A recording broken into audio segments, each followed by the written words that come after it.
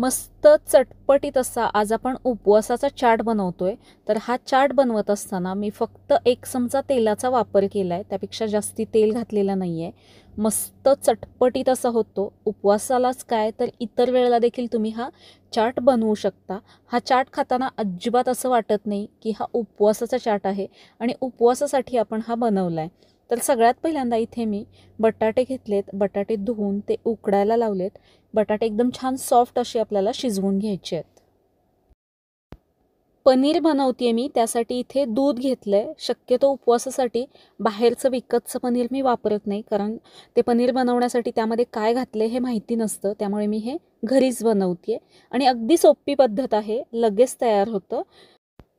अर्धा लिटर दूध घेतलंय मी इथे। कुठलंही गाईचं म्हशीचं कुठलंही दूध तुम्ही इथे घेऊ शकता। दूध गरम व्हायला ठेवायचं आहे।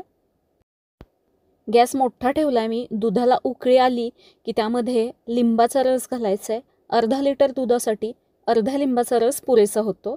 दुधाला उकळी आली की गॅसची हीट मी कमी केली आहे आणि यामध्ये लिंबाचा रस घालून घेते आहे। रस घातल्यानंतर हे आपल्याला चमच्याने मिक्स करून घ्यायचं आहे, म्हणजेच काय हे दूध आपल्याला फाडून घ्यायचं आहे। या दुधाचं पाणी आणि पनीर वेगळं झालंय, म्हणजे हे पनीर तयार झालंय।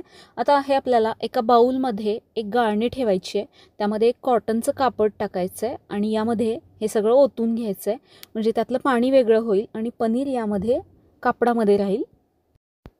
याच्यावरती आता नॉर्मल पाणी घालून घ्यायचं आहे, म्हणजे त्यामध्ये जो आपण लिंबाचा रस घातलाय त्याचा आंबटपणा किंवा लिंबाची चव त्या पनीरमधून निघून जाईल। या बाउलमध्ये साठलेलं पाणी मी फेकून देते आहे।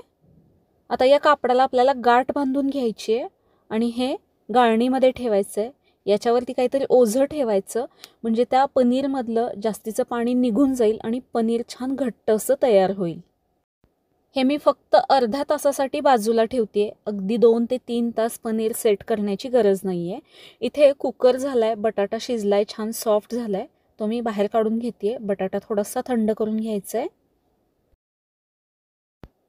बटाट्याची साल काढून हा बटाटा किसून घ्यायचा आहे, तुम्ही तो मॅश करून पण घेऊ शकता, मी इथे किसून घेते।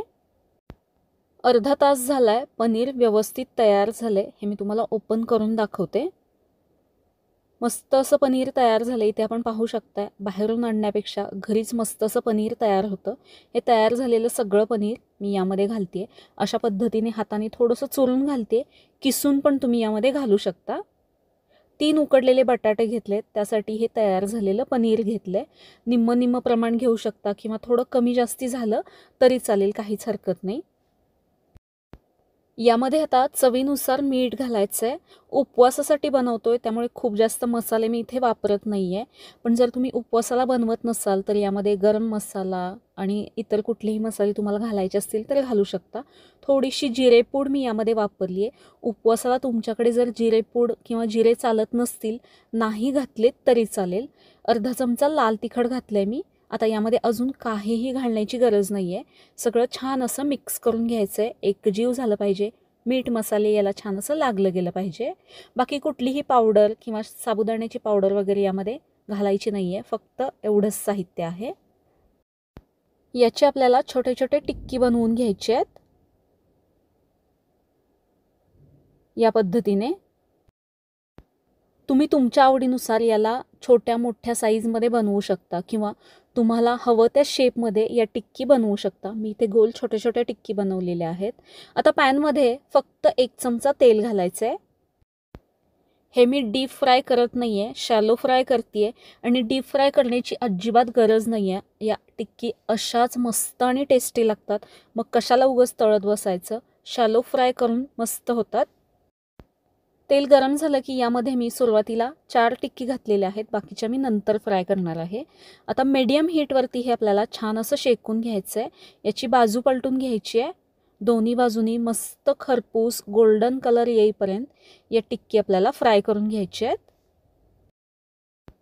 याला फ्राय व्हायला जास्त वेळ लागत नाही, हवं तर तुम्ही याचे गोळे बनवून आप्पे पात्रामध्ये देखील शेकून घेऊ शकता।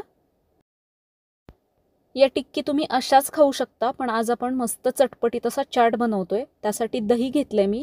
दही छान असं फेटून घ्यायचंय, क्रीमी दही झालं पाहिजे। तर हे दही थोडंसं घट्ट आहे, त्यामुळे यामध्ये मी थोडंसं पाणी घालते आणि हे परत एकदा फेटून घेते। यामध्ये आता 2 चमचे पिठी साखर घालायची आहे आणि परत एकदा हे सगळं मिक्स करून घ्यायचं आहे. मस्त गोडसर असं दही आपलं तयार झालं आहे. बनवलेल्या मी इथे टिक्की एका प्लेटमध्ये घालून घेतल्यात. याच्यावरती हे बनवलेलं गोडसर दही घालून घ्यायचं आहे. तुम्हाला कितपत आवडतं आहे त्यानुसार ते घालू शकता. मी भरपूर दही घातलं आहे याच्यावरती. यावरती आता थोडंसं चिंचेचा कोळ घालते मी. चिंच आणि गूळ आहे फक्त यामध्ये. हे देखील याच्यावरती घालून घेतलं आहे. थोडीशी जिरेपूड टाकायची आहे. थोडंसं लाल तिखट टाकायचं आहे. जिरेपूड नसेल चालत त्याच्यामध्ये नाही घातली तरी चालेल. असा जबरदस्त हा चाट दिसतोय ना, बघूनच तोंडाला पाणी सुटतंय.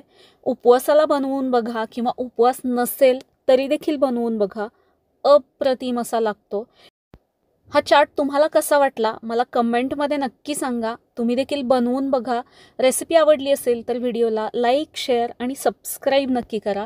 जर तुम्हाला हा चाट बनवायचा नसेल तर जी आपण टिक्की बनवली होती ती टिक्की देखील तशीच खाऊ शकता चाट न बनवता.